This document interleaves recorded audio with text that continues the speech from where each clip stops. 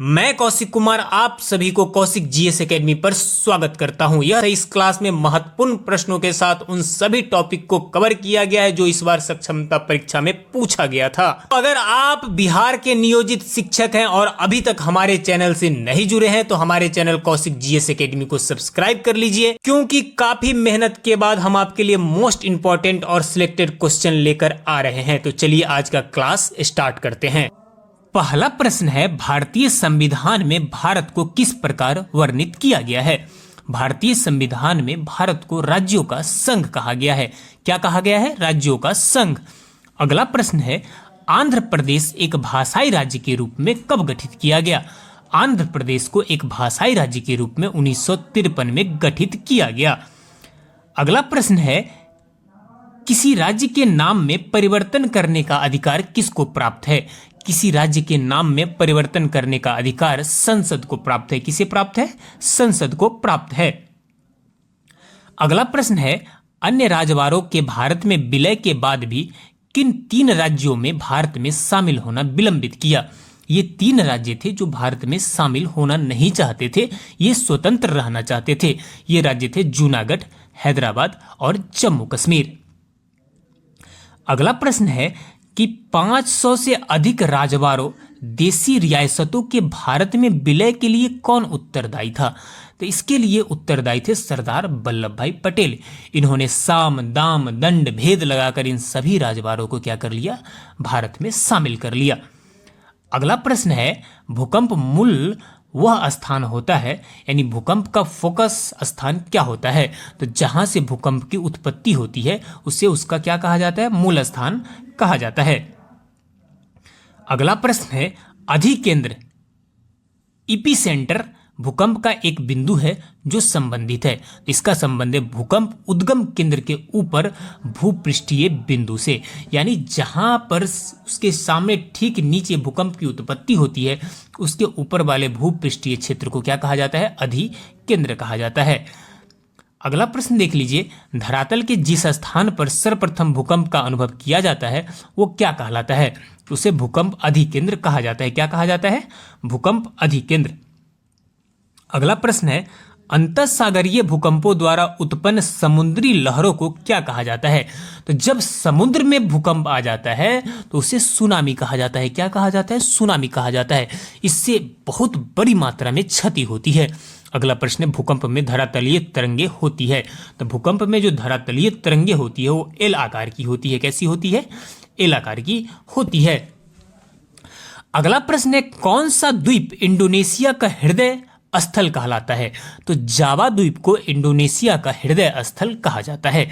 अगला प्रश्न है, जापान का नागासाकी नगर किस द्वीप पर स्थित है? तो जापान का नागासाकी नगर क्यूशू द्वीप पर क्या है? स्थित है। कौन सी द्वीप पर स्थित है? याद रखिए, क्यूशू द्वीप पर स्थित है। अगला प्रश्न है, एशिया का सबसे बड़ा द्वीप कौन सा है? तो एशिया का सबसे बड़ा द्वीप बोर्नियो द्वीप है। याद रखिए, कई बार एग्जाम में पूछा गया है। भारत एवं श्रीलंका के मध्य विवाद किस द्वीप को लेकर है? तो कच्चा तीबू द्वीप को लेकर भारत और श्रीलंका के मध्य क्या चल रहा है? विवाद चल रहा है। अगला प्रश्न है, भारत एवं बांग्लादेश के मध्य विवाद किस द्वीप को लेकर है? तो भारत और बांग्लादेश के बीच में विवाद जो है वो न्यूमुर द्वीप को लेकर है। कौन सा द्वीप? न्यूमुर द्वीप। अगला प्रश्न है, श्रीहरिकोटा द्वीप स्थित है। तो श्रीहरिकोटा द्वीप पुलिकट झील में क्या है? स्थित है। अगला प्रश्न है, महाबली गंगा किस देश की सबसे बड़ी नदी है? ये श्रीलंका की सबसे बड़ी नदी है। अगला प्रश्न है, बांग्लादेश में किस नदी को पद्मा के नाम से जाना जाता है? तो बांग्लादेश में गंगा नदी को किस नाम से जाना जाता है? पद्मा के नाम से जाना जाता है। अगला प्रश्न, किस नदी को तेल नदी के नाम से जाना जाता है? तो नाइजर नदी को तेल नदी के नाम से जाना जाता है। अगला प्रश्न है कि रूस की सर्वाधिक महत्वपूर्ण नदी है। तो वोल्गा नदी रूस की सर्वाधिक महत्वपूर्ण नदी है। उस नदी को उसका जीवनदायिनी कहा जाता है। अगला प्रश्न देख लीजिए, लाल नदी रेड रिवर किस देश में बहती है? तो रेड रिवर वियतनाम में बहती है। किस देश में बहती है? वियतनाम में। अगला प्रश्न, एशिया की विशाल नदी मेकांग कहाँ बहती है? तो ये मलेशिया में बहती है। अगले प्रश्न की तरफ चलते हैं। तो अगला प्रश्न है आपका, सिंधु नदी कहाँ से निकलती है? तो सिंधु नदी बोखरचू हिमनद से निकलती है जो कैलाश पर्वत श्रेणी में स्थित है। अगला प्रश्न है कि सिंधु नदी की कुल लंबाई कितनी है? तो सिंधु नदी की कुल लंबाई है 2880 किलोमीटर। अगला प्रश्न, सिंधु नदी की भारत में कितनी लंबाई है? तो इसकी भारत में लंबाई है 709 किलोमीटर। झेलम, चिनाब, रावी, ब्यास और सतलज किस नदी की सहायक नदी है? ये सभी सिंधु नदी की सहायक नदी है। किस नदी की? सिंधु नदी की। अगला प्रश्न है, सिंधु नदी को तिब्बत में किस नाम से जाना जाता है? सिंधु नदी को तिब्बत में सिंगी खंबन या लायंस माउथ के नाम से जाना जाता है। अगला प्रश्न, सिंधु नदी द्वारा निर्मित सबसे गहरे महाखडू का नाम क्या है? इसका नाम है गिलगिट। क्या नाम है? गिलगिट। अगला प्रश्न है आपका, झेलम नदी के उद्गम स्थल का क्या नाम है? तो झेलम नदी जहां से निकलती है वो है बेरीनाग। बेरीनाग झील से क्या होती है? झेलम नदी निकलती है। अगला प्रश्न है, कश्मीर की सबसे महत्वपूर्ण नदी कौन सी है? तो कश्मीर की सबसे महत्वपूर्ण नदी झेलम नदी है। नेक्स्ट, अगला प्रश्न है, चेनाब नदी को हिमाचल प्रदेश में किस नाम से जाना जाता है? इसे चंद्रभागा नाम से हिमाचल प्रदेश में क्या होता है? जाना जाता है। अगला प्रश्न है, रावी नदी कहां से निकलती है? तो रावी नदी रोहतांग दर्रे के पास से क्या होती है? निकलती है। अगला प्रश्न है कि रावी नदी को किन अन्य नामों से जाना जाता है? तो रावी नदी को पुरुषनी या इरावती नाम से जाना जाता है। अगला प्रश्न, ब्यास नदी कहां से निकलती है? तो ब्यास नदी ब्यास कुंड से क्या होती है? निकलती है। अगला प्रश्न है कि भारत में गुलाम वंश का संस्थापक कौन था? तो भारत में गुलाम वंश का संस्थापक था कुतुबुद्दीन ऐबक। कौन था? कुतुबुद्दीन ऐबक। अगला प्रश्न है, कुतुब मीनार के कार्य को किसने पूरा किया था? कुतुब मीनार के कार्य को इल्तुतमिश ने क्या किया था? पूरा किया था। अगला प्रश्न है आपका, दिल्ली का पहला तुगलक सुल्तान कौन था? तो दिल्ली का पहला तुगलक सुल्तान था गयासुद्दीन तुगलक। कौन था? गयासुद्दीन तुगलक। अगला प्रश्न है, पंजाब के हिंदू शाही राजवंश को किसने स्थापित किया? तो इसे किया कल्लर ने। किसने स्थापित किया था? कल्लर ने। अगला प्रश्न है आपका कि वह रोमन सम्राट अगस्टस की भांति सावधान था कि वह दूसरों की तरह शक्तिशाली न लगे और वह दूसरों के स्तर से अधिक न लगे। यह संदर्भ किसका है? यह है बहलोल लोदी का। किसका है? बहलोल लोदी का। अगला प्रश्न है, अलबर्नी किसके शासनकाल में इतिहासकार था? तो अलबर्नी महमूद गजनबी के शासनकाल में क्या था? इतिहासकार था। अगला प्रश्न है, पृथ्वीराज को सन 1329 और 1330 के बीच किसने तांबे के सिक्के के रूप में प्रमाण स्वरूप मुद्रा, सांकेतिक मुद्रा प्रचलित की? ये प्रचलित की थी मोहम्मद बिन तुगलक ने। किसने की थी? मोहम्मद बिन तुगलक ने। अगला प्रश्न है कि दिल्ली के किस सुल्तान को इतिहासकारों ने विरोधों का मिश्रण बताया है? तो मोहम्मद बिन तुगलक को विरोधों का मिश्रण बताया गया है। अगला प्रश्न है आपका कि लोदी वंश का अंतिम शासक कौन था? तो लोदी वंश का अंतिम शासक था इब्राहिम लोदी। कौन था? इब्राहिम लोदी। अगला प्रश्न है, इनाम भूमि को किसे दिया जाता था? तो इनाम भूमि को विद्वान और धार्मिक व्यक्ति को क्या किया जाता था? दिया जाता था। अगला प्रश्न देख लीजिए कि उत्तरी भारत की प्रथम मुस्लिम महिला शासक, दिल्ली पर राज करने वाली प्रथम महिला शासक थी, तो वो थी रजिया सुल्तान। कौन थी? रजिया सुल्तान। अगला प्रश्न है कि दिल्ली के प्रथम सुल्तान कौन थे जिन्होंने दक्षिणी भारत को पराजित करने का प्रयास किया? वो थे अलाउद्दीन खिलजी। कौन था? अलाउद्दीन खिलजी। अगला प्रश्न है, भारत पर प्रथम तुर्क आक्रमण करने वाला था? वो था महमूद गजनबी। कौन था? महमूद गजनबी। अगला प्रश्न है, अलाई दरवाजा किसका मुख्य द्वार था? है तो ये कुतुब मीनार के जो मुख्य द्वार है उसे क्या कहा जाता है? अलाई दरवाजा कहा जाता है। अगला प्रश्न देख लीजिए कि कौन सा शासक दास गुलाम राजवंश से संबंधित है? तो इल्तुतमिश का संबंध है दास या गुलाम राजवंश से। अगला प्रश्न है, दक्षिण अफ्रीकी यात्री इब्न बतूता किसके शासनकाल में भारत आया था? तो ये मोहम्मद बिन तुगलक के शासनकाल में ही क्या किया था? भारत आया था। अगला प्रश्न है आपका कि महमूद गजनबी ने भारत पर कितनी बार आक्रमण किया है? तो भारत पर ये कुल 17 बार क्या किया है? आक्रमण किया है। किसने अपने आप को खलीफा घोषित किया था? तो मुबारक शाह ने खुद को क्या किया था? खलीफा घोषित किया था। अगला प्रश्न देख लीजिए कि बौद्ध शिक्षा का केंद्र था, तो विक्रमशिला को बौद्ध शिक्षा का केंद्र माना जाता था। अगला है, भारत में सबसे बड़ा बौद्ध स्तूप कहाँ स्थित है? ये सांची में स्थित है। कहाँ स्थित है? सांची में। अगला प्रश्न है आपका कि किस शासक ने बौद्धों के लिए विख्यात विक्रमशिला विश्वविद्यालय की स्थापना की है? ये धर्मपाल ने की है। नेक्स्ट है किसके द्वारा तृतीय बौद्ध संगति को संरक्षण प्रदान किया गया था? तो तृतीय बौद्ध संगति जो हुआ था उसका संरक्षण वह किसके कार्यकाल में हुआ था? तो वो अशोक के कार्यकाल में हुआ था। अगला प्रश्न है कि बौद्ध ग्रंथ पिटकों की रचना किस भाषा में की गई थी? ये पाली भाषा में की गई थी। किस भाषा में? पाली भाषा में। अगला प्रश्न, कश्मीर में कनिष्क के शासनकाल में जो बौद्ध संगति आयोजित हुई थी उसकी अध्यक्षता किसने की थी? तो ये बसुमित्र ने की थी। किसने की थी? बसुमित्र ने। अगला प्रश्न देख लीजिए, मठ, मंदिर और स्तूप किस धर्म से संबंधित है? ये बौद्ध धर्म से संबंधित है। अगला प्रश्न है, बौद्ध धर्म एवं जैन धर्म दोनों के उपदेश किसके शासनकाल में दिए गए थे? तो ये बिंबिसार के शासनकाल में क्या किए गए थे? दिए गए थे। अगला प्रश्न है, गौतम बुद्ध ने अपना प्रथम उपदेश कहाँ दिया था? तो गौतम बुद्ध ने अपना प्रथम उपदेश सारनाथ में दिया था। अगला प्रश्न है, बौद्ध धर्म ग्रहण करने वाली पहली महिला कौन थी? तो वो थी प्रजापति गौतमी। कौन थी? प्रजापति गौतमी। अगला प्रश्न है, बोध गया स्थित है। बोध गया बिहार में स्थित है। जातक किसका ग्रंथ है? तो जातक बौद्ध धर्म का क्या है? एक पवित्र क्या है? ग्रंथ है। अगला प्रश्न है आपका कि सिद्धार्थ को ज्ञान की प्राप्ति कहाँ हुई थी? तो सिद्धार्थ को ज्ञान की प्राप्ति बोध गया में हुई थी। कहाँ पर हुई थी? बोध गया में, बोधि वृक्ष के नीचे। अगला प्रश्न है, सारनाथ में बुद्ध का प्रथम प्रवचन कहलाता है। तो सारनाथ में जो भगवान बुद्ध ने जो अपना प्रथम प्रवचन दिए थे उसे धर्म चक्र प्रवर्तन कहा जाता है। अगला प्रश्न है, बौद्ध धर्म ने समाज के किन वर्गों पर महत्वपूर्ण प्रभाव डाला? तो महिला और शूद्र पर बौद्ध धर्म का क्या पड़ा था? महत्वपूर्ण प्रभाव पड़ा था। अगला प्रश्न है कि बुद्ध ने गृह त्याग का प्रतीक है। तो बुद्ध के जो गृह त्याग का प्रतीक है वो है आपका क्या है? घोड़ा। बुद्ध के गृह त्याग के प्रतीक घोड़ा को माना जाता है। नेक्स्ट है कि गौतम बुद्ध द्वारा भिक्षुणी संघ की स्थापना कहाँ की गई थी? तो गौतम बुद्ध ने कपिलवस्तु में भिक्षुणी संघ की स्थापना की थी। कहाँ की थी? कपिलवस्तु में। अगला प्रश्न देख लीजिए, सर्वप्रथम शून्यवाद यानी शून्यता का सिद्धांत का प्रतिपादन करने वाले बौद्ध दार्शनिक का नाम क्या है?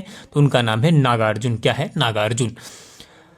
अगला है प्रश्न कि तमाशा, लावनी, लेजम, दही कला और मौनी, यह जो आपका शास्त्रीय नृत्य है, ये लोक नृत्य है, इसका संबंध कहाँ से है? इसका संबंध है महाराष्ट्र से। कहाँ से है? महाराष्ट्र से है।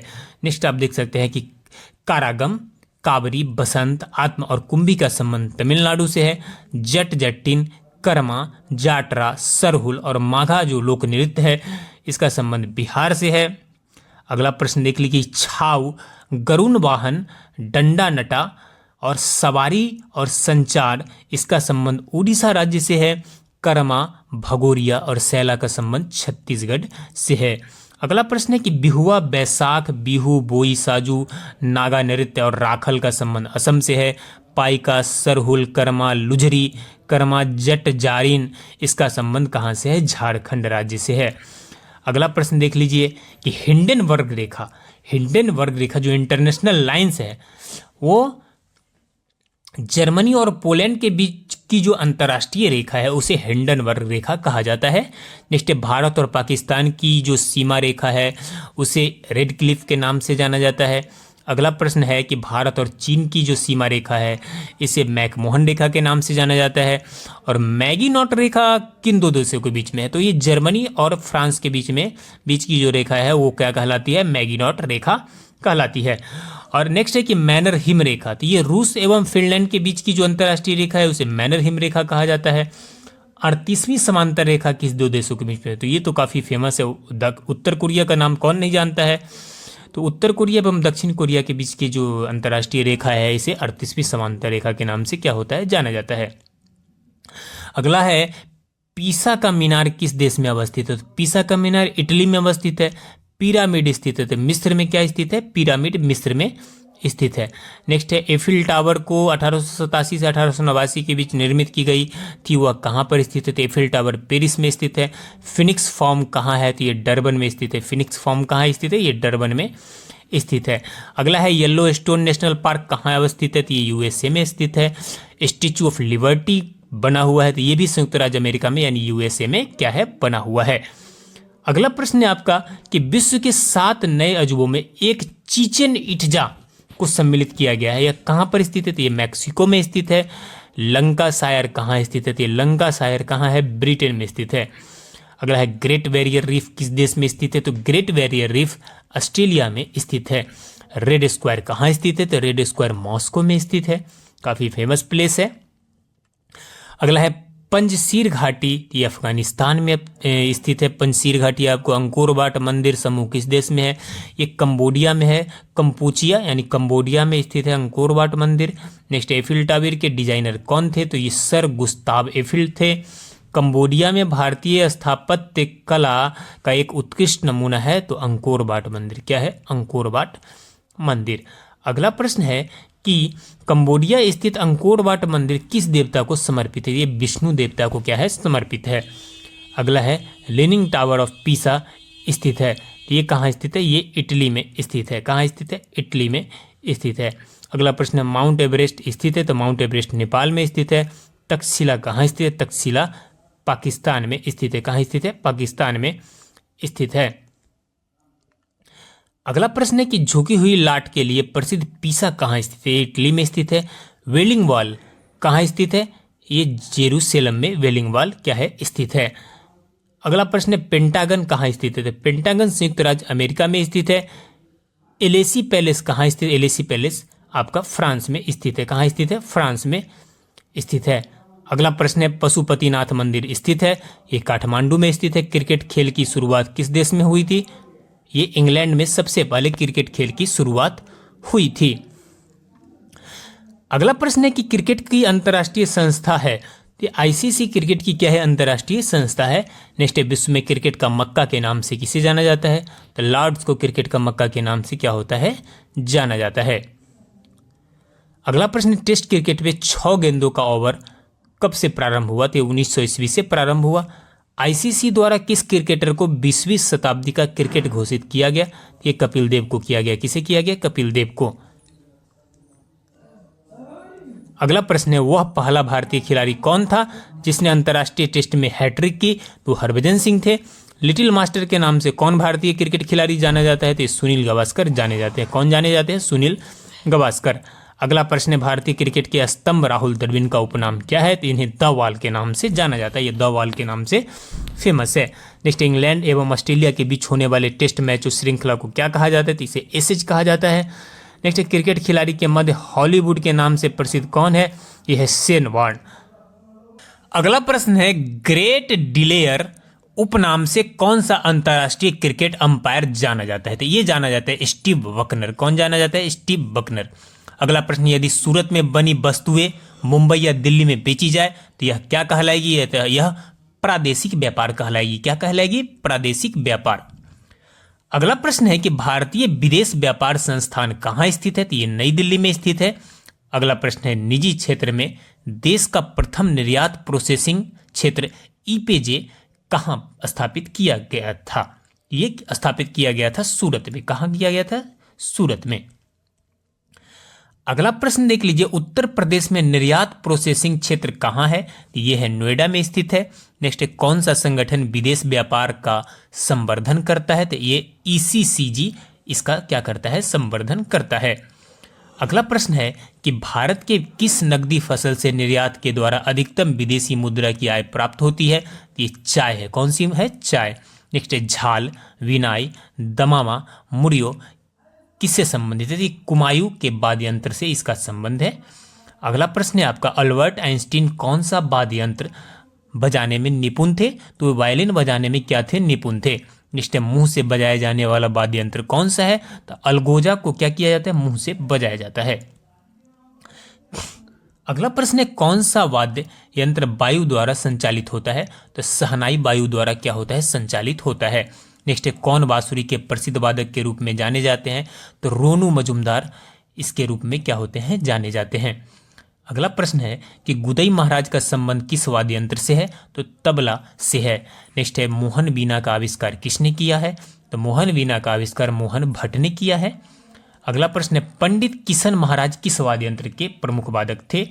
तो ये तबला से रिलेटेड हैं, तबला के प्रमुख वादक हैं। नेक्स्ट है पंडित रविशंकर को किस वाद्य यंत्र को बजाने में विशिष्टता प्राप्त है? तो पंडित रविशंकर को सितार बजाने में क्या है? विशिष्टता प्राप्त है। अगला प्रश्न है कि संगीत यंत्र सितार मिश्रण है, तो ये बीना एवं तंबूरे का क्या है, मिश्रण है। अगला प्रश्न, वह वाद्य यंत्र जिस पर उस्ताद अमजद अली खान ने निपुणता हासिल की है वो है कौन, सरोद है। कौन है, सरोद। अगला प्रश्न है कि कौन विश्वविख्यात बांसुरी वादक है, तो हरि प्रसाद चौरसिया क्या है, विश्वविख्यात बांसुरी वादक है। अगला प्रश्न है विश्व बैंक अंतर्राष्ट्रीय पुनर्निर्माण एवं विकास बैंक कौन है, इसकी स्थापना कब हुई थी, तो 1944 में वाशिंगटन डीसी अमेरिका में इसका क्या है, मुख्यालय है। अगला प्रश्न है अंतर्राष्ट्रीय मुद्रा कोष का मुख्यालय कहाँ है, तो इसकी स्थापना भी 1944 में हुई थी, इसकी मुख्यालय वाशिंगटन डीसी में है। नेक्स्ट है संयुक्त राष्ट्र औद्योगिक विकास संगठन का मुख्यालय कहाँ है, इसकी स्थापना 1966 में हुई थी, वियना ऑस्ट्रिया में इसकी क्या है, मुख्यालय स्थित है। अगला है संयुक्त राष्ट्र विकास कार्यक्रम यूएनडीपी का मुख्यालय न्यूयॉर्क अमेरिका में है, इसकी स्थापना 1965 में हुई थी। विश्व व्यापार संगठन डब्ल्यूटीओ का स्थापना 1995 में हुआ था, इसकी जो है इसका मुख्यालय जेनेवा स्विट्जरलैंड में क्या है, स्थित है।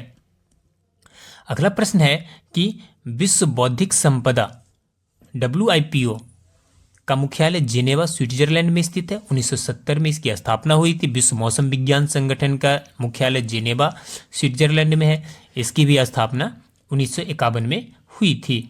अगला प्रश्न है आपका कि संयुक्त राष्ट्र अंतर्राष्ट्रीय बाल संकट कोष यूनिसेफ का मुख्यालय न्यूयॉर्क अमेरिका में है और इसकी स्थापना 1946 में हुई थी। अगला प्रश्न, अंतर्राष्ट्रीय समुद्री संगठन IMO का मुख्यालय आपका लंदन में है और इसकी स्थापना 1959 में हुई थी। अगला प्रश्न, अंतर्राष्ट्रीय परमाणु ऊर्जा अभिकरण IAEA इसका मुख्यालय कहाँ है, वियना ऑस्ट्रेलिया में, इसकी स्थापना 1957 में हुई थी। सार्वभौमिक डाक संघ का मुख्यालय बर्न स्विट्जरलैंड में, इसकी स्थापना 1874 में हुई थी। अगला प्रश्न है आपका कि संयुक्त राष्ट्र शरणार्थी उच्चायुक्त का मुख्यालय जिनेवा स्विट्जरलैंड में, इसकी स्थापना 1950 में हुई थी। खाद्य और कृषि संगठन FAO की स्थापना 1945 में, ये रोम इटली में इसका क्या है, मुख्यालय है। अंतर्राष्ट्रीय श्रम संगठन ILO इसकी स्थापना कब हुई थी, तो इसकी 1919 में हुई थी, जिनेवा स्विट्जरलैंड में इसकी मुख्यालय है। अगला प्रश्न है कि विश्व स्वास्थ्य संगठन WHO का स्थापना 1948 में, जिनेवा स्विट्जरलैंड में इसके मुख्यालय। यूनेस्को संयुक्त राष्ट्र शैक्षणिक वैज्ञानिक तथा सांस्कृतिक संगठन यूनेस्को इसका स्थापना 1946 में, इसका मुख्यालय पेरिस फ्रांस में। अगला प्रश्न देख लीजिए, अंतर्राष्ट्रीय दूरसंचार संघ ITU इसका स्थापना 1865 में हुआ था, जिनेवा स्विट्जरलैंड में इसकी मुख्यालय स्थित है। अगला प्रश्न, अंतर्राष्ट्रीय नागरिक उड्डयन संगठन इसका मुख्यालय कहाँ है, तो इसका मॉन्ट्रियल क्यूबेक कनाडा में है, 1944 में इसकी स्थापना हुई थी। नेक्स्ट है आपका ओनम, भद्रकवि, कालियट्टम और कुडियट्टम का संबंध किस राज्य से, तो इसका संबंध केरल से है। घटमरदाला का संबंध आंध्र प्रदेश से है और कोट्टायम, बसंत, गोड़ो, आल, कुंभी, नवरानी, चैत, टपारी, छेरिया, डागला और पाली इन सभी का संबंध तमिलनाडु से है। किससे है, तमिलनाडु से। दिवारी, रोना, सुवा, सैला, हेरुदन्ना और हुल्की का संबंध मध्य प्रदेश से है। रंगव, चोंग, खैता, लीम और केदोहोह का संबंध नागालैंड से है। नेक्स्ट है आपका जत्रा, कीर्तन, बाउल, जाया, गंभीरा और काठी का संबंध कहाँ से, पश्चिम बंगाल से है। झौरा, नौटंकी, कजरी का संबंध उत्तर प्रदेश से है। राउफ हो गया, हिकत हो गया, चाकरी हो गया, भारवा गीत हो गया, इन सभी का संबंध जम्मू कश्मीर से है। नेक्स्ट है सुईसिनी, घूमर का संबंध राजस्थान से है। नेक्स्ट है डांडिया, गरबा, रासलीला, झकोलिया और लास्या का संबंध गुजरात से है।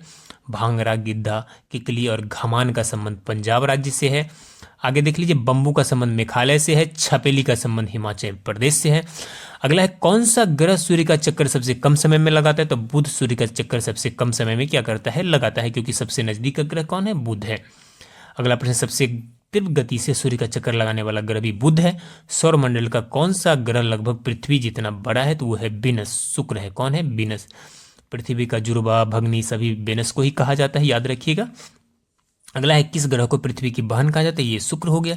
किस ग्रह को शाम का तारा कहा जाता है, तो ये भी शुक्र ग्रह है, इन्हें इवनिंग स्टार कहा जाता है।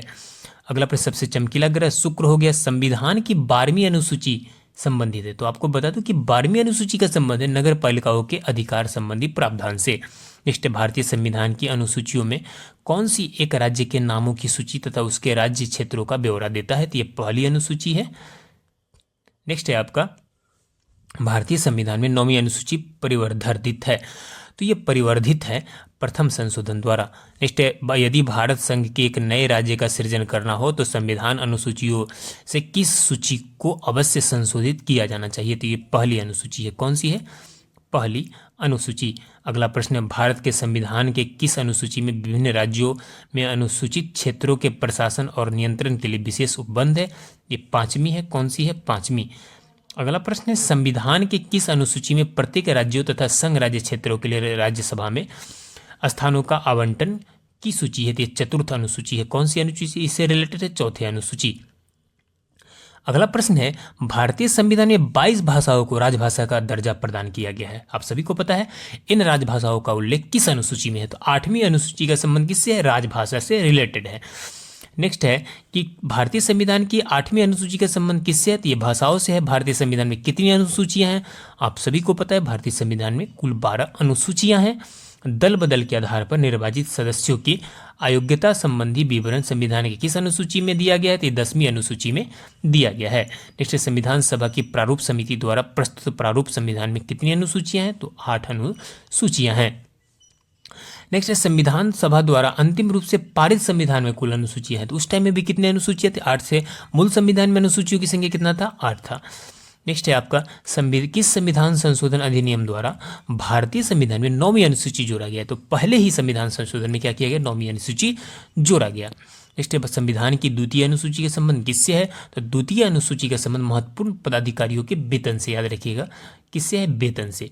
अगला प्रश्न है आपका कि भारत संघ में शामिल राज्यों और संघ शासित क्षेत्रों का उल्लेख भारतीय संविधान के किस अनुसूची में है? यह है प्रथम अनुसूची में। शिक्षा को किस संविधान संशोधन द्वारा राज्य सूची में से संवर्धित सूची में लाया गया है? तो 42वां संविधान संशोधन द्वारा क्या किया गया है? लाया गया है। अगला प्रश्न है, भारतीय संविधान में किस संशोधन द्वारा नागरिकों के मौलिक कर्तव्यों को सम्मिलित किया गया है? ये 42वें संविधान संशोधन में मौलिक कर्तव्यों को क्या किया गया? भारतीय संविधान में सम्मिलित किया गया। अगला प्रश्न है, संशोधन द्वारा किस संविधान संशोधन द्वारा किन्हीं विशेष परिस्थितियों में नीति निर्देशक सिद्धांतों को मूल अधिकारों के ऊपर अधिक महत्व देने का प्रावधान है? ये 42वें संविधान संशोधन है। अगला प्रश्न है कि भारतीय संविधान की प्रस्तावना में धर्मनिरपेक्ष, समाजवादी तथा राष्ट्र की एकता, अखंडता वाक्यांश किस संशोधन द्वारा समाविष्ट किया गया है? वह है 42वें संविधान संशोधन द्वारा। अगला है, 42वें संविधान संशोधन अधिनियम 1976 से भारतीय संविधान में एक नया अध्याय जोड़ा गया है। वो है क्या? मौलिक कर्तव्य। क्या है? मौलिक कर्तव्य। इस तरह से आज का क्लास समाप्त हुआ। अगर आपको हमारे यह मेहनत पसंद आया हो तो आप हमारे चैनल कौशिक जीएस अकेडमी को सब्सक्राइब कर लीजिए। चलिए मिलते हैं नेक्स्ट क्लास में, तब तक के लिए जय हिंद। पहला प्रश्न है, सर्वप्रथम चीनी मिल कहाँ स्थापित की गई थी? तो सर्वप्रथम चीनी मिल महरौरा, बिहार में स्थापित की गई थी। यह प्रश्न इस बार एग्जाम में पूछा गया था। अगला प्रश्न है, प्रथम तेल परिष्करण संयंत्र कहाँ स्थापित किया गया था? तो यह स्थापित किया गया था डिगबोई, असम में। कहाँ किया गया था? डिगबोई, असम में। अगला प्रश्न देखते हैं। अगला प्रश्न है, पिंपरी किस उद्योग से संबंधित है? तो पिंपरी पेनिसिलिन की उद्योग से संबंधित है। नेक्स्ट प्रश्न है, कौन से राज्य में रेल के डिब्बों का बड़ी मात्रा में उत्पादन होता है? तो पंजाब और तमिलनाडु में रेल के डिब्बों का बड़ी मात्रा में उत्पादन होता है। अगला प्रश्न है, उत्तर प्रदेश में दिया सलाई उद्योग कहाँ है? तो उत्तर प्रदेश में दिया सलाई उद्योग अधिक मात्रा में बरेली में है। कहाँ है? बरेली में। याद रखिएगा। अगला प्रश्न है, भारत में सूती कपड़ा उद्योग किस नगर में सर्वाधिक है? तो ये सूती कपड़ा उद्योग सर्वाधिक अहमदाबाद में है। कहाँ है? अहमदाबाद में। अगला प्रश्न है, सिनेमा उद्योग भारत के किस नगर में है? तो आप सभी को पता है कि सिनेमा उद्योग भारत के मुंबई नगर में है। अगला प्रश्न है, खनिज पदार्थों की दृष्टि से कौन सा स्थान सर्वोत्तम है? तो छोटा नागपुर का पठार खनिज से परिपूर्ण है। अगला प्रश्न देखते हैं। अगला प्रश्न है, किस स्थान को भारतीय खनिज भंडार का गृह कहा जाता है? तो ये छोटा नागपुर के पठार को कहा जाता है। नेक्स्ट है, भारत में सर्वोत्तम लौह अयस्क कहाँ से प्राप्त होता है? तो ये बैला डीला से प्राप्त होता है। कहाँ से? बैला डीला से। अगला प्रश्न है कि कुद्रेमुख लौह खनिज परियोजना भारत के किस राज्य में है? तो यह कर्नाटक राज्य में। भारत के किस राज्य में है? कर्नाटक राज्य में। अगला प्रश्न है कर्नाटक राज्य में बाबा बुदन की पहाड़ियां किस खनिज के लिए प्रसिद्ध है? तो बाबा बुदन की पहाड़ी पर लौह अयस्क अधिक मात्रा में पाए जाते हैं। अगला प्रश्न है आपका भारत में पाए जाने वाला लौह अयस्क किस प्रकार का है? तो भारत में जो अधिक मात्रा में लौह अयस्क पाए जाते हैं वो आपका हेमेटाइट है। कौन सा है? हेमेटाइट। नेक्स्ट है जाबर और रामपुरा अगूचा खान किस खनिज से संबंधित है? ये जस्ता और सीसा से संबंधित है। किससे संबंधित है? जस्ता और सीसा से। अगला प्रश्न है पलामू एवं लोहरदग्गा किस खनिज के लिए प्रसिद्ध है? ये दोनों बॉक्साइट के लिए क्या है? प्रसिद्ध है। बॉक्साइट किसका अयस्क है? तो आप सभी को पता होना चाहिए कि एल्युमिनियम का यह क्या है? अयस्क है। अगला प्रश्न है भारत का 55% अभ्रक कौन सा राज्य से प्राप्त होता है? तो ये आंध्र प्रदेश से प्राप्त होता है। कहाँ से? आंध्र प्रदेश से। अगले प्रश्न की तरफ चलते हैं। अगला है कोडरमा किस खनिज के लिए प्रसिद्ध है? तो कोडरमा अभ्रक के लिए प्रसिद्ध है। नेक्स्ट है अभ्रक उत्पादन में भारत का विश्व में कौन सा स्थान है?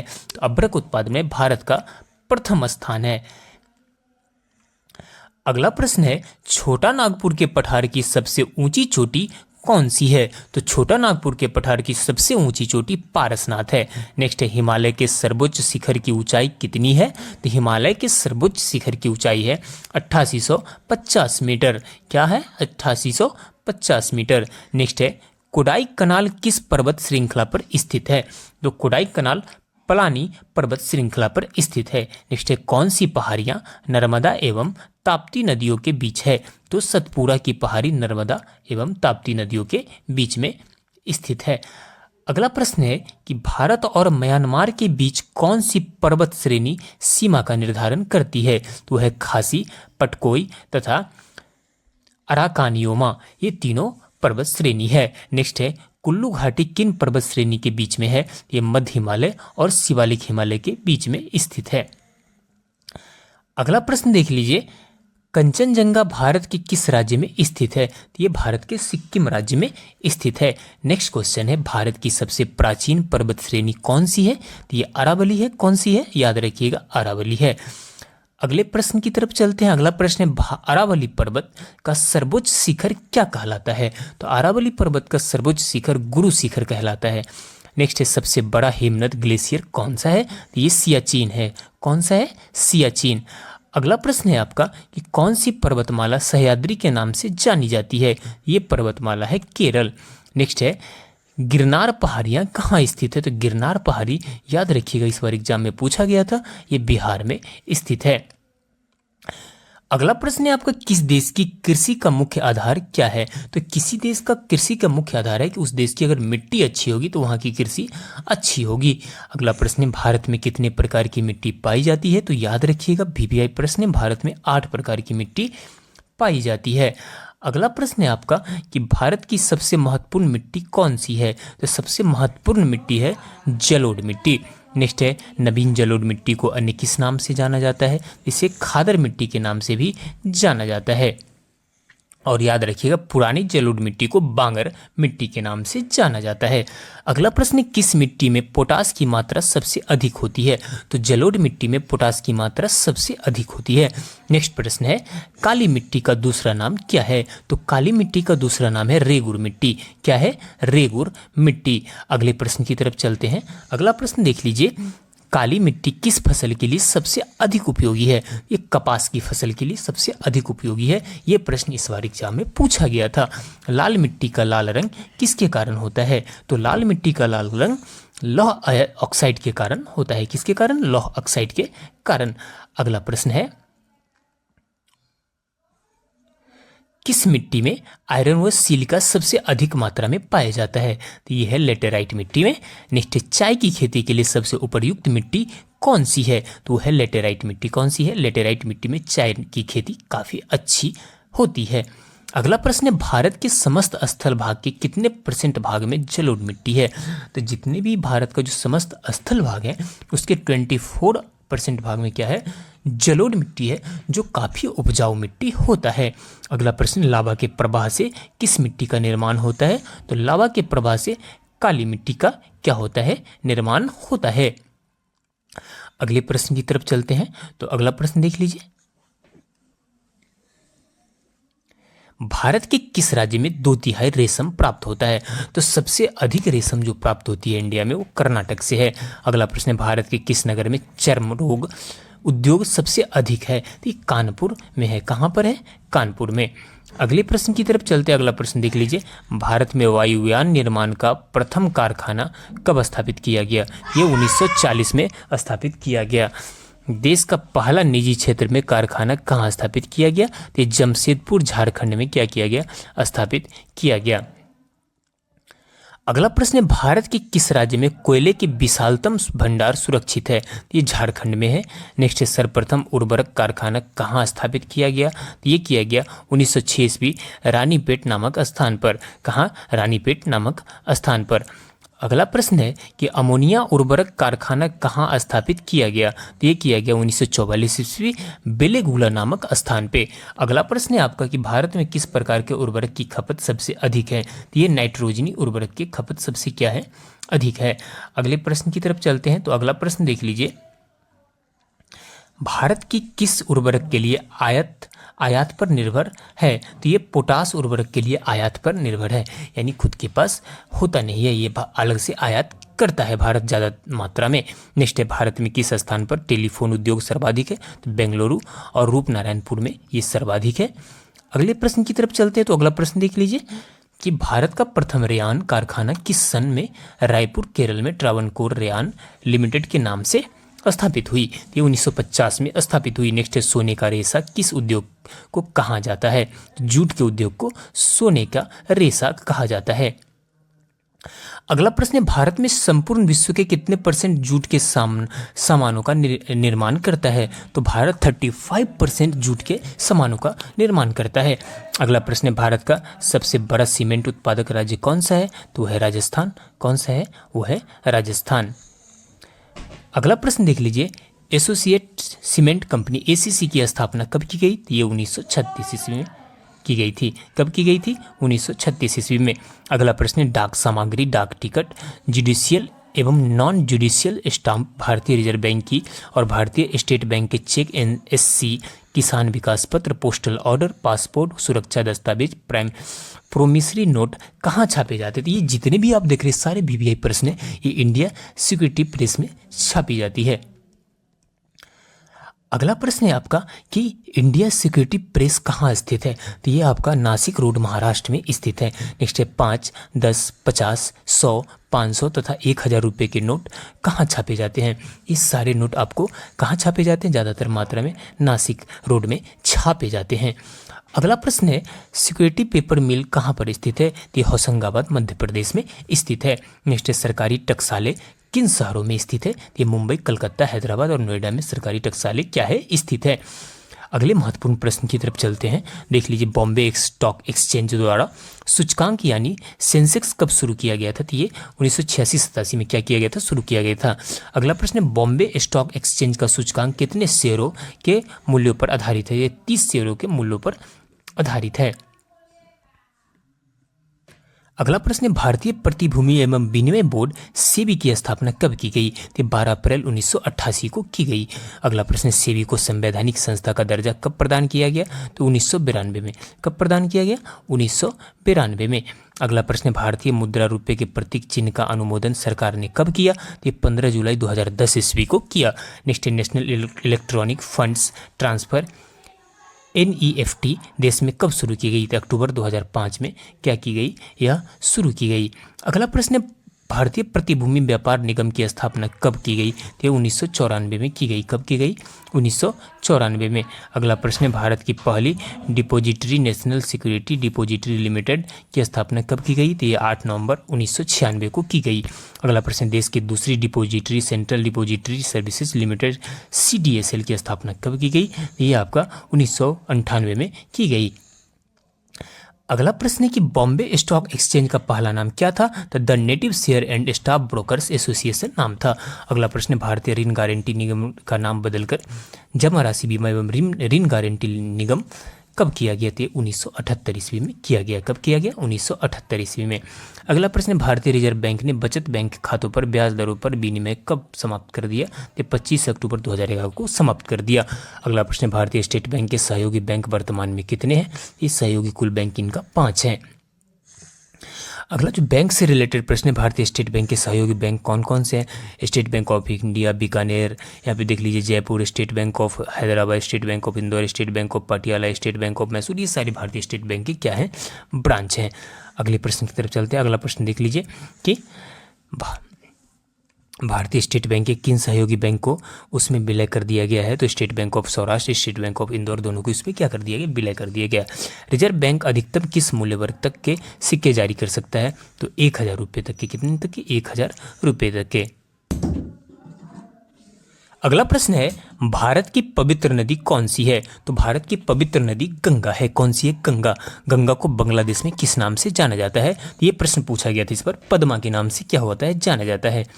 अगले प्रश्न की तरफ चलते हैं। तो अगला प्रश्न देख लीजिए, गंगा एवं ब्रह्मपुत्र की संयुक्त जलधारा किस नाम से जानी जाती है?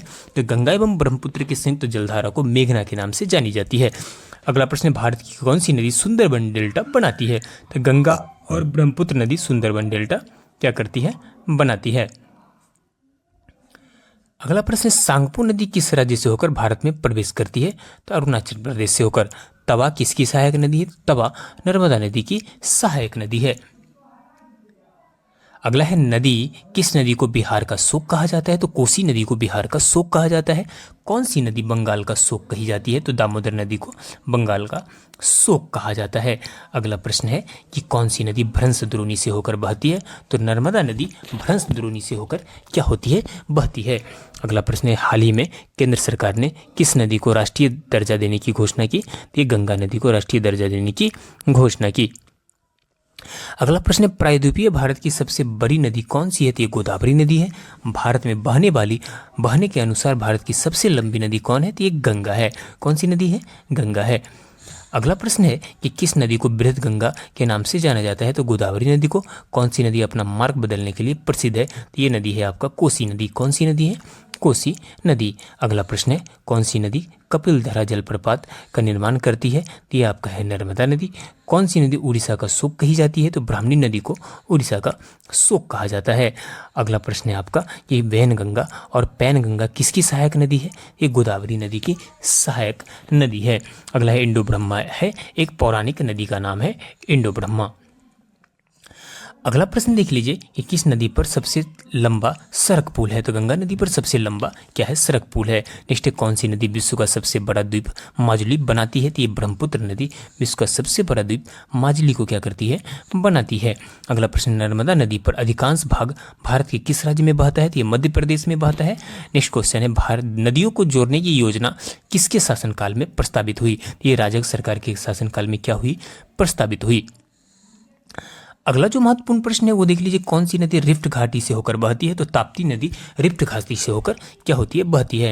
नेक्स्ट है, कौन सी नदी पर भारत व पाकिस्तान का जल समझौता हुआ? तो सिंधु नदी पर भारत और पाकिस्तान के जल समझौता हुआ। अगला प्रश्न है कि सिंधु समझौते के अनुसार भारत सिंधु नदी के कितने % जल का प्रयोग कर सकता है? तो 20%। प्रायद्वीपीय नदियों का उत्तर से दक्षिण की ओर क्रम क्या है? तो बता दूं कि प्रायद्वीप जो भारत में जो नदियां हैं उनका उत्तर से दक्षिण आप देख लीजिए, सबसे पहले महानदी, फिर गोदावरी, फिर कृष्णा, फिर पेन्नार, फिर कावेरी और लास्ट में आती है वैगई नदी। कौन? वैगई नदी। ये ध्यान रखिएगा आप। अगला प्रश्न है कि कौन सी नदी भारत के केवल जम्मू कश्मीर राज्य में से होकर बहती है? तो ये सिंधु नदी है। पंचगंगा, दूधगंगा किसकी सहायक नदी है? तो ये दोनों नदी कृष्णा नदी की सहायक नदी है। अगला प्रश्न है आपका कि दामोदर नदी कहाँ से निकलती है? तो छोटा नागपुर के पठार से निकलती है। अगला प्रश्न, दक्षिण भारत के पठारी प्रदेशों को कौन सी नदी 2 भागों में विभाजित करती है? तो नर्मदा नदी 2 भागों में विभाजित करती है। अगला प्रश्न है, शिप्रा नदी किसकी सहायक नदी है? तो चंबल नदी की सहायक नदी है। भारत की कौन सी नदी मुहाना एवं उद्गम स्थल दोनों ही भारत में है? तो दक्षिण की ओर। कहाँ है? दक्षिण की ओर। अगले प्रश्न की तरफ चलते तो अगला प्रश्न है आपका कि किस नदी के किनारे पर प्रसिद्ध महाकालेश्वर मंदिर है? तो नर्मदा नदी के किनारे महाकालेश्वर मंदिर स्थित है। नेक्स्ट है, विश्व का सबसे बड़ा डेल्टा किन नदियों द्वारा निर्मित होती है? तो गंगा एवं ब्रह्मपुत्र द्वारा विश्व का सबसे बड़ा क्या होती है? डेल्टा निर्मित होती है। अगला प्रश्न, किस स्थान पर भागीरथी और अलकनंदा मिलकर गंगा का निर्माण करती है? तो देवप्रयाग में करती है। नेक्स्ट है, अरावली पर्वत श्रृंखला किस नदी प्रणाली से विभाजित होती है? ये चंबल और साबरमती नदी से विभाजित होती है। अगले प्रश्न की तरफ चलते तो अगला प्रश्न देख लीजिए, लूनी नदी कहाँ गिरती है? तो ये कच्छ का रण में गिरती है। और तिब्बत में मानसरोवर झील के पास कौन सी नदियाँ निकलती है? तो सतलज, सिंधु, ब्रह्मपुत्र, ये तीनों नदी तिब्बत के मानसरोवर झील से निकलती है। अगले प्रश्न की तरफ चलते हैं। जो महत्वपूर्ण प्रश्न है वो देख लीजिए, कौन सी मुख्य प्रायद्वीपीय नदियाँ डेल्टा का निर्माण करती है? ये नर्मदा एवं ताप्ती नदियाँ हैं। कौन सी नदी बांग्लादेश में जामुन के नाम से जानी जाती है? तो ब्रह्मपुत्र नदी जामुना के नाम से जानी जाती है। अगला महत्वपूर्ण प्रश्न है, किस नदी को दूसरी गंगा के नाम से जाना जाता है? तो कावेरी नदी को दूसरी गंगा के नाम से जाना जाता है। नेक्स्ट, पेन्नार की सहायक नदियाँ कौन सी है? तो पेन्नार की सहायक नदियाँ पापाधानी एवं चित्रावती है। अगले प्रश्न की तरफ चलते हैं। तो अगला प्रश्न देख लीजिए कि पुरानी जलोढ़ मिट्टी को अन्य किस नाम से जाना जाता है? तो इसे बंगर के नाम से जाना जाता है। नेक्स्ट है कि गंगा में जलोढ़ मिट्टी भूमि की सतह से कितने नीचे तक पाई जाती है? तो 600 मीटर नीचे तक क्या होती है? पाई जाती है। अगले प्रश्न की तरफ चलते तो अगला प्रश्न, लेटेराइट मिट्टी के निर्माण में उत्तरदायी कौन है? तो अपक्षालन एवं कोशिका क्रिया है। नेक्स्ट है, कौन सी मिट्टी सूख जाने पर कठोर एवं गीली होने पर दही की तरह लिपलिपी हो जाती है? तो वो आपका है लेटेराइट मिट्टी। मिट्टी के अध्ययन को क्या कहा जाता है? तो मिट्टी के अध्ययन को मृदा विज्ञान कहा जाता है। नेक्स्ट क्वेश्चन है, भारतीय कृषि अनुसंधान परिषद में मिट्टी को कितने वर्गों में बांटा गया है? तो कुल 8 वर्गों में क्या हुआ है? बांटा गया है। अगला प्रश्न देख लीजिए कि काली कपासी मिट्टी को किस नाम से जाना जाता है? तो इसे रेगुर मिट्टी के नाम से क्या होता है? जाना जाता है। अगला प्रश्न, लेटेराइट मिट्टी सबसे अधिक कहाँ पाई जाती है? तो लेटेराइट मिट्टी सबसे अधिक मालाबार तटीय प्रदेशों में क्या होती है? पाई जाती है। अगला प्रश्न है आपका कि ग्रेनाइट और नाइस चट्टानों के द्वारा किस मिट्टी का निर्माण होता है? तो लाल मिट्टी का निर्माण होता है। किस प्रकार की मिट्टी में सबसे कम उर्वरक आवश्यकता होती है? तो जलोढ़ मिट्टी में सबसे कम उर्वरक की आवश्यकता होती है। अगला प्रश्न है, भारत के उत्तरी मैदानों में किस प्रकार की मिट्टी पाई जाती है? तो जलोढ़ मिट्टी पाई जाती है। निश्चित, किस मिट्टी का प्रायद्वीपीय भारत में सर्वाधिक क्षेत्र है? एक काली मिट्टी का प्रायद्वीपीय भारत में सर्वाधिक क्षेत्र है। अगला प्रश्न है आपका कि मृदा अपरदन को कैसे रोका जा सकता है? तो वन रोपण करके मृदा अपरदन को क्या कर सकते हैं? रोक सकते हैं। अगला प्रश्न है, रेगुर मिट्टी सबसे अधिक किस राज्य में पाई जाती है? ये महाराष्ट्र में क्या होती है? पाई जाती है। अगला प्रश्न, किस प्रकार की मिट्टी में जिप्सम का प्रयोग करके उसे उपजाऊ बनाया जाता है? तो ये अम्लीय मिट्टी को, किस मिट्टी को? अम्लीय मिट्टी को। अगला प्रश्न, किस प्रकार की मिट्टी में कार्बनिक पदार्थों की अधिकता होती है? तो काली मिट्टी में कार्बनिक पदार्थों की क्या होती है? अधिकता होती है। अगला प्रश्न है आपका, भारत के किस राज्य में अंतर्देशीय लवणीय आर्द्र भूमि है? राजस्थान में ऐसी भूमि क्या होती है? पाई जाती है। नेक्स्ट, लेटेराइट मिट्टी को अन्य किस नाम से जाना जाता है? तो इसे मुखरैला मिट्टी भी कहा जाता है। किस नाम से जाना जाता है? मुखरैला मिट्टी भी इसे क्या कहा जाता है? कहा जाता है। अगला प्रश्न, कौन सी मिट्टी जैव पदार्थों से भरपूर होती है? तो काली मिट्टी जैव पदार्थों से क्या होती है? भरपूर होती है। नेक्स्ट, किस मिट्टी का निर्माण बेसाल्ट चट्टानों के विखंडन से होता है? तो काली मिट्टी का निर्माण होता है बेसाल्ट चट्टानों के विखंडन से।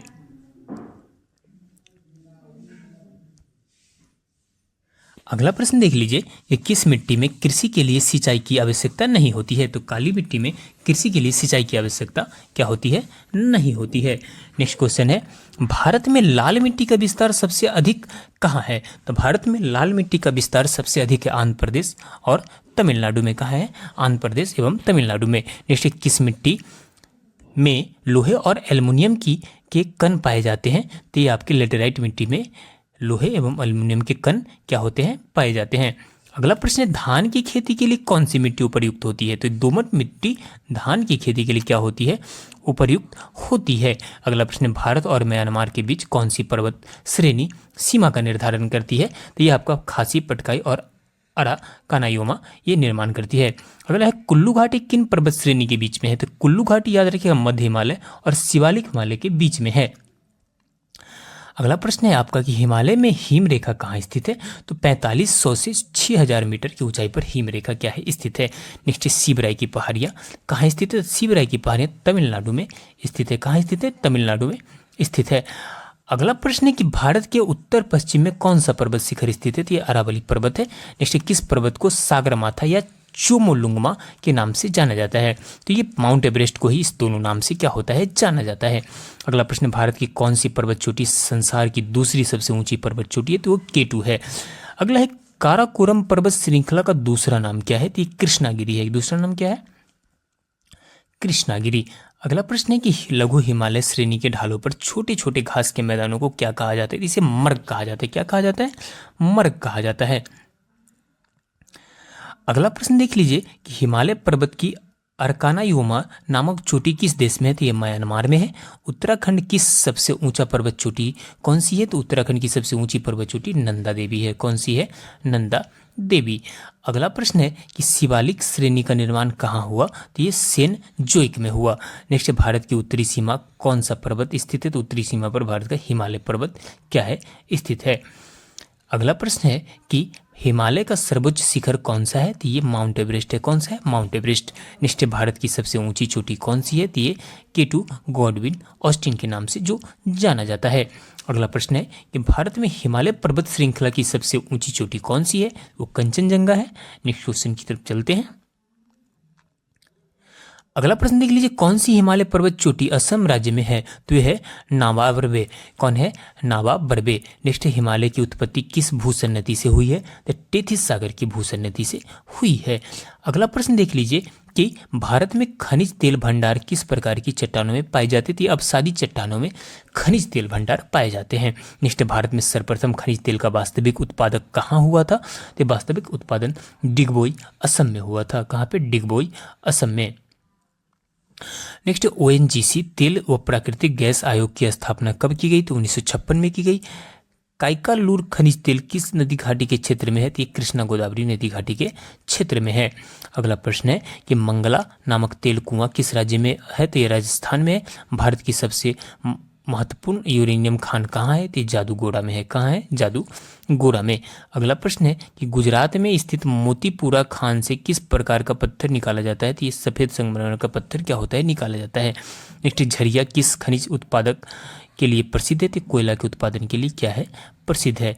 अगला प्रश्न है कि भारत में मिलने वाला अधिकांश कोयला किस भूभाग से प्राप्त होता है? तो ये गोंडवाना भूभाग से प्राप्त होता है। नेक्स्ट, भारत में सर्वप्रथम कोयले का उत्पादन कहाँ किया गया था? तो ये रानीगंज में किया गया था। कहाँ किया गया था? रानीगंज में।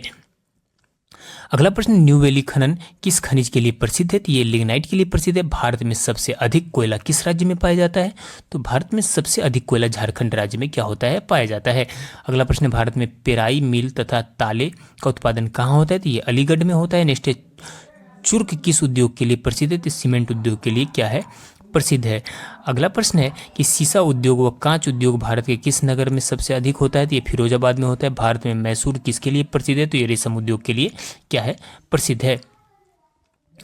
अगला प्रश्न देख लीजिए कि तार और केबल भारत में सबसे अधिक कहाँ बनाए जाते हैं? तो ये रूपनारायणपुर पश्चिम बंगाल में बनाए जाते हैं। भारत में पीतल के बर्तन सबसे अधिक कहाँ बनाए जाते हैं? तो ये कहाँ बनाए जाते हैं? पीतल के बर्तन सबसे अधिक मुरादाबाद में बनाए जाते हैं। अगला प्रश्न, सार्वजनिक क्षेत्र में कौन सा उर्वरक कारखाना है? तो ये सिंदरी झारखंड है।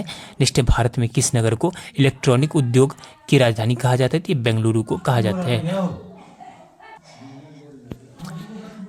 अगला प्रश्न है, नेपा नगर किस उद्योग के लिए प्रसिद्ध है? तो नेपा नगर अखबारी कागज के लिए क्या है? प्रसिद्ध है। नेक्स्ट, सर्वप्रथम जूट मिल किसने स्थापित की थी? तो जॉर्ज ऑकलैंड ने सर्वप्रथम स्थापित की थी। अगला प्रश्न देख लीजिए कि इलेक्ट्रॉनिक लोकोमोटिव का निर्माण कहाँ किया जाता है? तो ये चित्तरंजन वाराणसी में किया जाता है। अगला प्रश्न, सबसे अधिक इस्पात कारखाने किस रेल मार्ग पर है? तो मुंबई हावड़ा वाया रायपुर रेल मार्ग पर स्थित है। अगला प्रश्न है कि भारत विभाजन के कारण कौन सा उद्योग सबसे अधिक प्रभावित हुआ? तो जूट व रुई उद्योग सबसे अधिक प्रभावित हुआ। नेक्स्ट, हौजरी उद्योग सर्वाधिक किस राज्य में है? तो ये पंजाब राज्य में है। कहाँ है? पंजाब राज्य में। अगला प्रश्न है, रेशम उद्योग सबसे अधिक किस राज्य में है? तो कर्नाटक राज्य में है। कटनी किस उद्योग के लिए प्रसिद्ध है? तो कटनी सीमेंट उद्योग के लिए क्या है? प्रसिद्ध है। अगला प्रश्न देख लीजिए कि सीमेंट उत्पादन भारत के दुनिया में कौन सा स्थान है। तो सीमेंट उत्पादन में दुनिया में भारत का दूसरा स्थान है। अगला प्रश्न है कि देश में सूती वस्त्र का पहला कारखाना फोर्ट ग्लोस्टर कब लगाया गया था। 1818 ईस्वी में क्या किया गया, लगाया गया। अगला प्रश्न है कि मुंबई में काबसजी टावर द्वारा सूती वस्त्र का कारखाना कब लगाया गया। तो 1854 में लगाया गया। अगला प्रश्न है कि भारत में जूट का प्रथम कारखाना 1854 में मध्य प्रदेश बंगाल में किस शहर में लगाया गया। तो रिसरा में लगाया गया। कहाँ पे लगाया गया, रिसरा में लगाया गया। अगला प्रश्न है कि भारत में ऊन की पहली मिल 1870 ईस्वी में कहाँ स्थापित की गई। तो कानपुर में स्थापित की गई। कहाँ की गई, कानपुर में स्थापित की गई। अगला है भारत कागज उद्योग की पहली मिल पश्चिम बंगाल के श्रीरामपुर में किस वर्ष में लगाई गई थी। 1812 ईस्वी में लगाई गई। अगला प्रश्न देख लीजिए कि अगला प्रश्न है कि भारत में कार्यरत तेल रिफाइनरियों में से निजी क्षेत्र की रिफाइनरियां कितनी है। तो ये 2 है। कितनी है, 2 है। अगला प्रश्न है आपका कि विश्व के किन प्रमुख देशों के तेल क्षेत्रों में भारत का अधिकतर सरकारी तेल कंपनियों की हिस्सेदारी है। तो सूडान, मिस्र, Libya, Iberia, Ivory Coast, Vietnam, Myanmar, रूस, इराक, कतर, ऑस्ट्रेलिया, इन सभी के साथ भारत की क्या है, हिस्सेदारी है। अगले प्रश्न की तरफ चलते हैं। रूस के सखालिन 1 तेल क्षेत्र में भारत की कितनी हिस्सेदारी है। तो 20% भारत की क्या है, हिस्सेदारी है। अगला प्रश्न है खांड सारी उद्योग के बाद भारत का दूसरा सबसे बड़ा लघु उद्योग कौन सा है। तो ये हथकरघा है। कौन सा है, हथकरघा है। अगला प्रश्न है कि रोजगार क्षमता में हथकरघा उद्योग का स्थान देश के कौन सा है। तो ये दूसरा कृषि के बाद क्या है, दूसरा है। अगले प्रश्न की तरफ चलते हैं। तो अगला प्रश्न देख लीजिए। दुर्गापुर, राउरकेला, बोकारो, भिलाई, सलेम के अलावा किस जगह लोहा इस्पात के कारखाने स्थापित किए गए हैं। तो इसके अलावा विशाखापट्टनम और विजयनगर में स्थापित किए गए हैं। अगला प्रश्न है आपका कि किन देशों के बाद कच्चे इस्पात के सबसे बड़े उत्पादकों के रूप में भारत का दुनिया में चौथा स्थान है। तो चीन, जापान और अमेरिका। नेक्स्ट है भारत के पास कच्चे तेल और प्राकृतिक गैस का कितना भंडार है। तो अनुमानित आपको बता दूं कि 757 मिलियन मीट्रिक टन और 1241 मिलियन क्यूबिक इसका क्या है, कच्चे तेल का 757 मिलियन मीट्रिक टन और प्राकृतिक गैस का लगभग आपका 1241 मिलियन क्यूबिक भंडारित है। अगले प्रश्न की तरफ चलते हैं। अगला प्रश्न, द्वितीय योजना काल में लगाए गए 3 नए कारखाने कौन से थे। तो भिलाई, दुर्गापुर और राउरकेला थे। नेक्स्ट क्वेश्चन है भिलाई, दुर्गापुर एवं राउरकेला कारखानों को किस कंपनी के अंतर्गत रखा गया है। तो हिंदुस्तान स्टील लिमिटेड के अंतर्गत क्या किया गया है, इसे रखा गया है। अगला प्रश्न है कि तीसरी पंचवर्षीय योजना में कौन से कारखाने की स्थापना का निर्णय लिया गया था। तो ये बोकारो कारखाना का स्थापना का निर्णय लिया गया था। अगला प्रश्न है कि बोकारो कारखाने में इस्पात का उत्पादन किस वर्ष प्रारंभ हुआ। तो 1974 में क्या हुआ, प्रारंभ हुआ। अगला प्रश्न है कि वर्तमान समय में दुर्गापुर, राउरकेला, बोकारो, भिलाई, सलेम के कारखाने किस कंपनी के अंतर्गत आते थे। Steel authority of India limited के अंतर्गत क्या होते हैं, आते हैं। अगला प्रश्न है कि राउरकेला स्टील कारखाना किस देश के सहयोग से निर्मित है। तो ये जर्मनी के सहयोग से राउरकेला स्टील कारखाना लगाया गया था। नेक्स्ट है रूस के सहयोग से दूसरा कौन सा कारखाना निर्मित है। तो ये भिलाई, छत्तीसगढ़ में यह क्या है, निर्मित है। अगला प्रश्न, निजी क्षेत्र के स्टील का कौन सा कारखाना निर्मित है। टिस्को है, Tata iron and steel company. Next है टिस्को की स्थापना कब हुई थी। तो 1907 में हुई थी। लौह अयस्क सबसे अधिक किस राज्य में पाया जाता है। तो लौह अयस्क सबसे अधिक झारखंड राज्य में पाया जाता है। अगला प्रश्न है भारत में पहला एल्युमिनियम कारखाना कहाँ लगा। तो 1937 आसनसोल में। कहाँ लगा, आसनसोल में। नेक्स्ट है सेल का पूरा नाम क्या है, steel authority of India limited, याद रखिएगा। नेक्स्ट है सेल की स्थापना कब हुई। तो 1973 में। ब्रिटेन के सहयोग से कौन सा कारखाना निर्मित है, ये एग्जाम में पूछा गया। तो ये दुर्गापुर, पश्चिम बंगाल में ये क्या है, निर्मित है। अगला प्रश्न है कि रूस के सहयोग से कौन सा कारखाना निर्मित है। ये बोकारो, झारखंड। बंदरगाह वाला नगर किसे कहा जाता है। तो मैंगलोर को कहा जाता है। किसे कहा जाता है, मैंगलोर को। निश्चित कौन सा बंदरगाह जुआरी नदी एस्चुअरी पर निर्मित है। ये है मारमा गांव बंदरगाह। नेक्स्ट नहा व शोभा बंदरगाह कहाँ स्थित है। तो नहा व शोभा बंदरगाह मुंबई में स्थित है। नेक्स्ट है भारत की पूर्वी तट पर सर्वश्रेष्ठ बंदरगाह कौन सी है। तो विशाखापट्टनम, आंध्र प्रदेश में स्थित है। यही बंदरगाह क्या है, स्थित है। नेक्स्ट है सेतु समुद्रम परियोजना किसे जोड़ती है। तो मन्नार की खाड़ी व पाक जलमंडल मध्य को जोड़ती है। हिंदुस्तान शिपयार्ड कहाँ पर है। तो ये विशाखापट्टनम, आंध्र प्रदेश में स्थित है। अगला प्रश्न है आपका भारत में मनी ऑर्डर सेवा का आरंभ कब हुआ था। तो ये जनवरी 1995 हुआ। तो भारत में कितने पिन कोड जोन है? तो 9 पिन कोड जोन है, इसे याद रखिएगा। ग्रीन चैनल क्या है? तो स्थानीय पत्रों के लिए डाक सेवा को ग्रीन चैनल कहा जाता है। अगला, डाक सूचकांक में कुल कितनी संख्या होती है? तो 6 होती है। भारत में एसटीडी सेवा कब प्रारंभ हुआ? तो 1960 में हुआ। पहली एसटीडी सेवा किन दो नगरों के मध्य प्रारंभ हुआ? तो लखनऊ कानपुर में। अगला है, भारत में कुल कितने बंदरगाह हैं? तो याद रखिए, भारत में कुल 13 बड़े बंदरगाह हैं और 200 छोटे। भारत का सबसे बड़ा प्राकृतिक बंदरगाह कौन है? तो ये सबसे बड़ा प्राकृतिक बंदरगाह आपका मुंबई बंदरगाह है। अगला प्रश्न है कि भारत में कुल अंतर्राष्ट्रीय व्यापार कितने % समुद्री मार्ग द्वारा होता है? तो 95% अंतर्राष्ट्रीय व्यापार किससे होता है? समुद्री मार्ग से होता है। अगला है, किस बंदरगाह को भारत का प्रवेश द्वार कहा जाता है? तो मुंबई के बंदरगाह को भारत का क्या कहा जाता है? प्रवेश द्वार कहा जाता है। अगला प्रश्न है, भारत का सबसे गहरा बंदरगाह कौन है? तो भारत का सबसे गहरा बंदरगाह कौन है? तो आपको बता दूं कि भारत का सबसे गहरा बंदरगाह है, तो ये है गंगावरम बंदरगाह आंध्र प्रदेश में। अगला प्रश्न है, कौन सा बंदरगाह मुक्त व्यापार क्षेत्र में है? तो कांडला है। भारत का कौन सा बंदरगाह ज्वारीय है? तो कांडला बंदरगाह को ज्वारीय बंदरगाह के श्रेणी में रखा गया है। अगला है, मार्मागाओ पत्तन कहाँ स्थित है? तो ये गोवा में स्थित है। भारत का नगमीकृत बंदरगाह कौन से? तो ओडिशा है। डॉल्फिन नोज नामक चट्टान के पीछे कौन सा बंदरगाह है? तो विशाखापट्टनम आंध्र प्रदेश में स्थित है। अगला प्रश्न, कौन सा बंदरगाह भारतीय सामुद्रिक व्यापार को पूर्वी द्वारा कहलाता है? तो कोलकाता हल्दिया। अगला प्रश्न, भारत के पूर्वी तट पर कौन सा प्राकृतिक बंदरगाह है? तो विशाखापट्टनम। विश्व में सबसे अधिक डाकघर किस देश में है? तो याद रखिएगा, भारत में है। भारत में लगभग कितने डाकघर है? तो 1.5 लाख डाकघर है। भारत में कुल डाकघरों की कितने % ग्रामीण क्षेत्रों में? तो 89% कहाँ है? ग्रामीण क्षेत्रों में है। भारत में सर्वाधिक डाक सेवा कब प्रारंभ हुआ? तो ये 1837 में। भारत डाक विभाग की स्थापना कब की गई? तो 1854 में की गई। भारत के प्रथम डाक टिकट किस गवर्नर जनरल के शासन में किया गया? तो लॉर्ड डलहौजी के। भारत में पहला डाक टिकट कब मुद्रित हुआ? तो 1854 ईस्वी में। डाकघर बचत योजना कब प्रारंभ हुई? तो 1850 ईस्वी में। भारत में डाक सूचकांक प्रणाली पिन कोड प्रणाली की शुभारंभ कब हुई? तो 1972 में। भारत में स्पीड पोस्ट सेवा कब प्रारंभ हुई? तो 1986 में। भारत में टेलीकॉम मिशन की स्थापना कब की गई? तो 1 अप्रैल 1986 में। भारत में विदेशी संचार निगम लिमिटेड की स्थापना कब की गई? तो 1988 में। काफ़ी मेहनत से आपके लिए क्लास लेकर हम आते हैं, तो अगर आप हमारे चैनल से अभी तक नहीं जुड़े हैं तो हमारे चैनल को सब्सक्राइब कर लीजिए। चलिए मिलते हैं अगले क्लास में, तब तक के लिए जय हिंद।